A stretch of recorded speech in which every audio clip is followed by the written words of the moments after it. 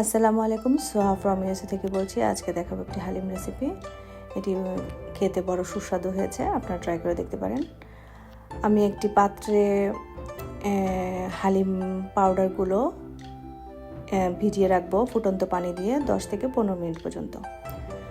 তারপর একটি পাত্রে কিছু পেঁয়াজ সাথে রসুন আর আদা দিব পেস্ট।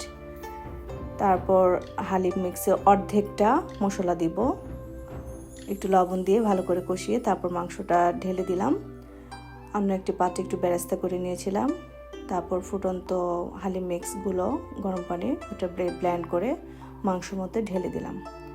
তারপরে এটা প্রায় 10-15 মিনিট জাল দেওয়ার পরে আমি বাকি মশলাটা দিয়ে দিব যেন গ্রানটা অটুট থাকে।